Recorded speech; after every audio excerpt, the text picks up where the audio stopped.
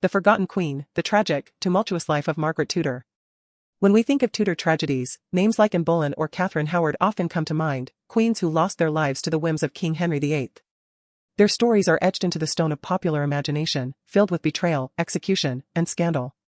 But what if one of the most heartbreaking stories of them all belonged not to a wife of Henry VIII, but to his own sister? Hidden behind the bloodstained spotlight of her infamous brother stands Margaret Tudor, a woman whose life was no less dramatic, no less tragic, and in many ways, even more politically significant. She was a princess born to seal peace between warring nations, a queen who lost everything, a mother torn from her son, and a woman used and discarded by the powerful men around her. Yet despite it all, Margaret Tudor sowed the seeds of a legacy that would outlast them all. Because in the end, her bloodline would unite two crowns and found a dynasty that still reigns today. This is the story of the Tudor sister the world forgot. Born to rule, but not for herself. Margaret Tudor was born on November 28, 1489, the second child and eldest daughter of Henry VII and Elizabeth of York.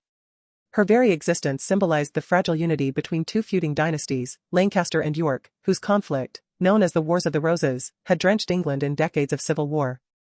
Her parents' marriage was the treaty, her birth, a declaration of peace. But like so many royal daughters of the time, Margaret's life was never truly hers. From the moment she drew breath, her destiny was political. At the age of just 13, Margaret was married off to James IV of Scotland, a strategic move meant to secure peace between England and its turbulent northern neighbour.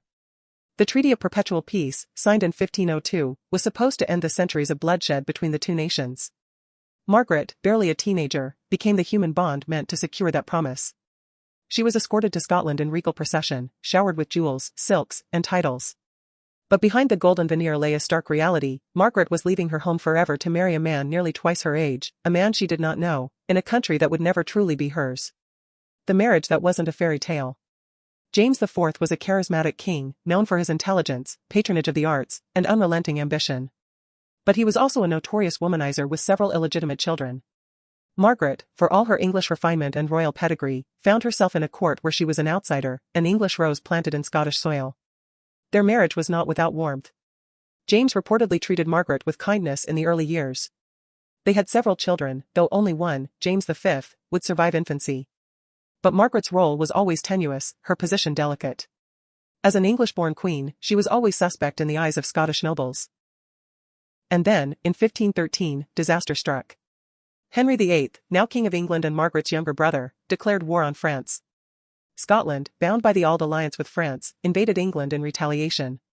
Margaret pleaded with James not to go, reminding him that her brother was also her husband's enemy. But duty and pride prevailed. James IV marched south and met the English army at the Battle of Flodden.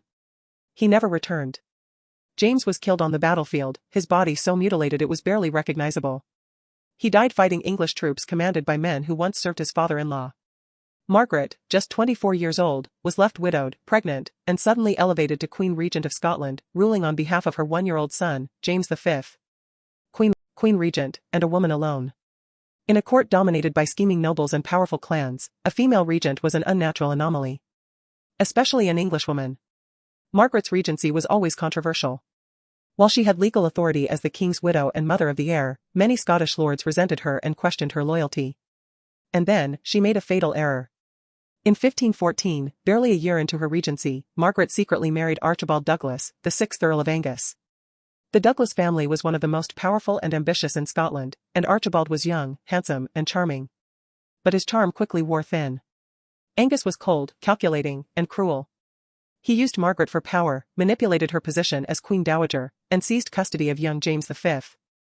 In a brutal display of control, he kept mother and son apart for nearly 3 years, ignoring Margaret's pleas to see her child. Scotland had no mercy for a queen who married unwisely. Margaret was now the victim of her own political miscalculation.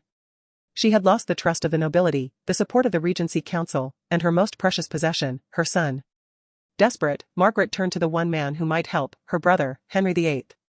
She wrote letters begging for support, recounting her suffering, the abuse of Angus, and the danger her son faced. But Henry, embroiled in his own wars and the early stages of his marital scandals, was largely indifferent. Worse still, Henry, the king famous for breaking with the Pope to divorce his first wife, refused to support Margaret's own plea for annulment from Angus. The irony was bitter. The man who would remarry 5 more times denied his sister the freedom she so desperately needed.